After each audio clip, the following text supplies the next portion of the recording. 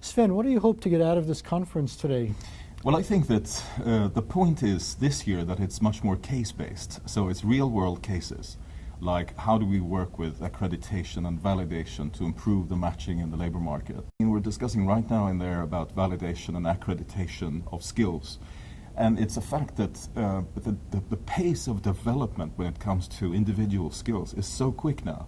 So we have difficulties in matching in the labor market. I mean, how can we make sure that we know what people actually know? And how can we make sure that people keep on learning things over the course of their career in the labor market?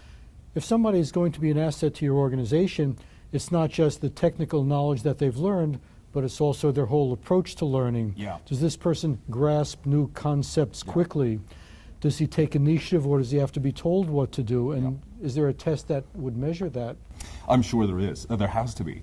And the point is, can we find the best one, or can we have a system that is more general that can test for that? Because adaptability to change is obviously one of the most important things that you can accomplish or learn or have with you in order to cope with the rapid changes in the labor market. What aspect of industry is most lagging behind as far as its ability to match employees with the work to be done? Government, to be honest, because but to be serious here for a bit, I think that the problem is, or the task at hand is, that changes are so rapid that if you look at labor market segmentations that ministries of labor or departments of labor do, they're always going to be years behind.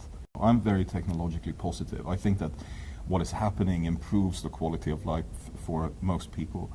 But we need to make sure that as an individual you're prepared for this change, that you know that, okay, so if I want to be attractive on the labor market to get a job in the future, how can I prepare? What can I do to prove that I have these sets of skills that is necessary for tomorrow? But when we have people going out in schools telling the kids what to prepare for, what sort of jobs to aim for and so forth, they are basing their recommendations on experiences and methods that are years behind or even decades behind.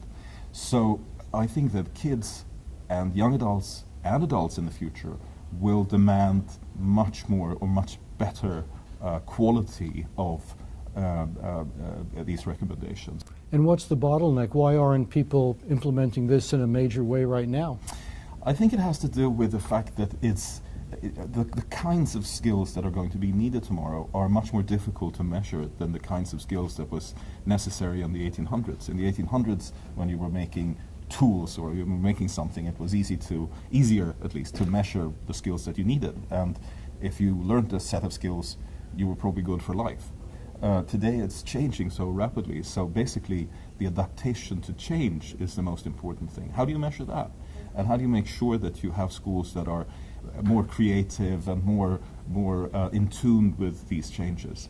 But I think, as I said, that everybody is demanding it right now, so there's a huge opportunity for those who are good at developing accreditation and validation methods.